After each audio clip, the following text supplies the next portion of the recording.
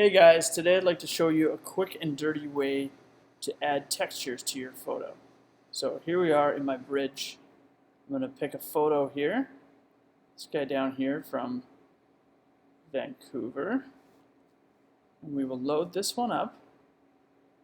Let's just skip all that stuff for now. Let's load this up into Photoshop. And here you go, you've got your base layer image. Okay? Now if you want to add a texture, there is a fun way to do this after you've loaded up a photo. And here we go. We're going to go up to here to File. We're going to open a new image in a different workspace. We're going to go over here to our Textures file. We're going to find something we think is a little fun. Here, let's take some shots from Antelope Canyon. That looks pretty good. Let's just open that one up. Okay, now as you see, I've got this in two different windows, but that's okay. We can change that. So what we're going to do is we're going to come up here, we're going to go to Layer, and turn this into a smart object. Okay. Now the reason you want to do that is you want to be able to resize it without any degradation in pixel density. So here we go. We're going to grab it with our Move tool up here. On a Mac, I'm sure on a PC it's the same. It's the keystroke V. You want to just grab your texture, pull it off the layer.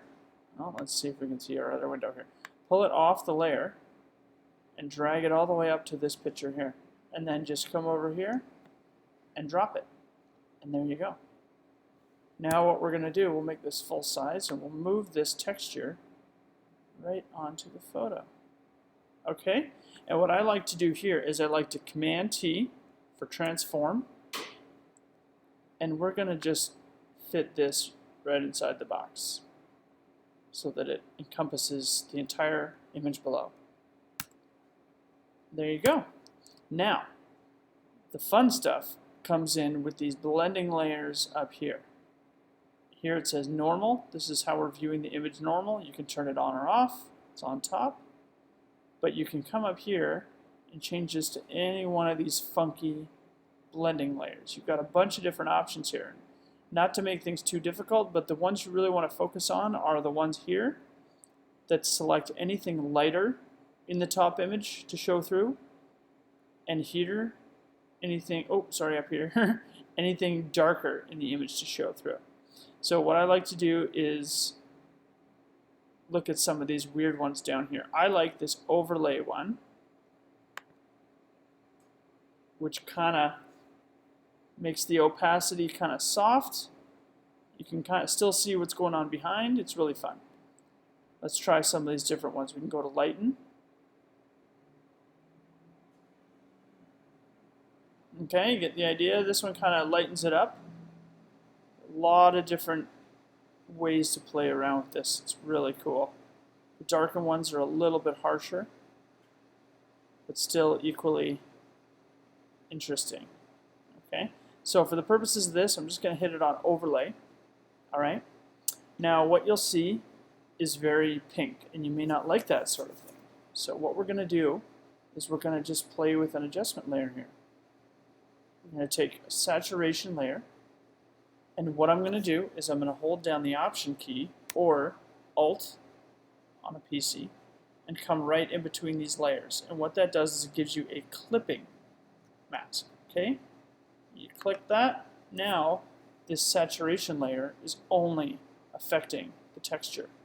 And if I turn the texture on and off, you'll see the clipping mask is grayed out, as in not affecting the background layer. So what we can do here, considering this is just affecting the texture here, let's turn this off for now. We can turn the saturation way down, way up. We can play with the color of that texture. Let's put it back at 0 for now. And let's put our background layer on and see what changing the saturation will do to them. Oh, look at that. You've almost got your original image back with the textured layer on top. or you can go full-blown craziness like that. Okay, so that's just one way that you can play with the layers of a texture.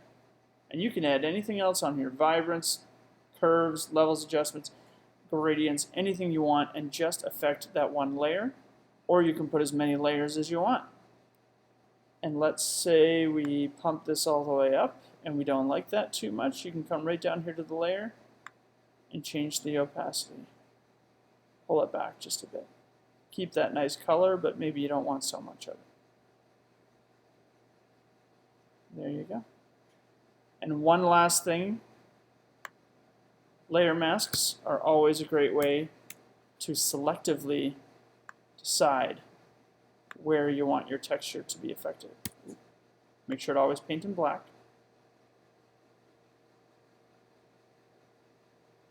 There you go. Just something fun to do with textures. Thanks very much, and I will see you next time.